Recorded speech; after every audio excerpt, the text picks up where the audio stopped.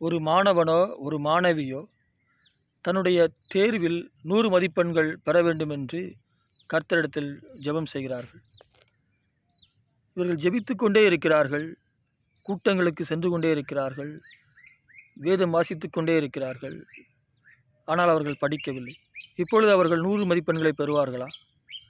இறைவன் ஏதாவது மேஜிக் செய்து அவர்களுக்கு 100 மதிப்பெண் வழங்குவாரா? இல்லை என்றால் ஆசிரியர் கூட்டல் மிஸ்டேக் பெற செய்து 100 மதிப்பெண்களை அளிக்கும்படி செய்வாரா? அவர் அப்படி செய்ய மாட்டார் அல்லவா? அப்படித்தான் நீங்கள் கடன்பட்டவராக இருந்தால், நீங்கள் கடன் பிரச்சனையில் இருந்தால், நீங்கள் என்ன வேலை செய்கிறீர்களோ அந்த வேலையை செய்யுங்கள். உங்கள் வருமானத்திற்கு மிஞ்சி கடன் இருந்தாலும் நீங்கள் கவலைப்பட வேண்டிய அவசியமில்லை.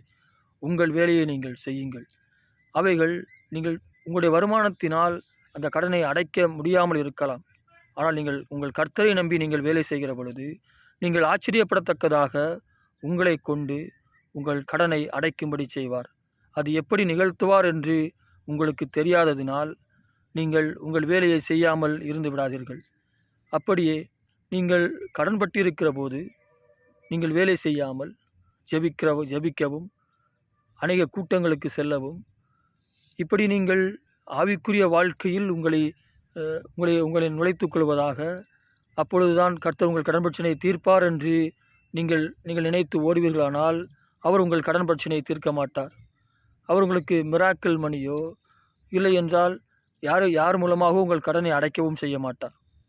அதை நீங்கள் புரிந்து கொள்ளுங்கள். அப்படி அவர் உங்கள் கடனை உங்களை கொண்டுதான் அவர் அடைக்கச் செய்வார். ஒருவேளை அப்படி அல்ல என்று நீங்கள் நினைத்தால், நீங்கள் உங்கள் வேலையை விட்டுவிட்டு முழு நேரமாக கர்த்தருடைய பணி செய்வதற்கு சென்று விடுங்கள். அப்பொழுது உங்களுக்கு மிராக்கிள் மணியாகவும் இல்லை என்றால் இன்னொருவர் மூலமாகவும் உங்கள் கடனை அடைப்பார். முடிவு உங்கள் கையில்தான். நீங்கள் கடன் பிரச்சனையில் இருந்தால் கவலைப்படாதிருங்கள். உங்கள் வருமானத்திற்கு மிஞ்சி இருந்தாலும் உங்கள் கர்த்தராகிய இயேசுவை நம்பி நீங்கள் வேலை செய்யுங்கள். நீங்கள் ஏதோ தவறு செய்திருக்கலாம், இல்லை என்றால் ஒருவர் உங்களை ஏமாற்றி இருக்கலாம், அதனால் நீங்கள் கடன்பட்டிருக்கலாம்.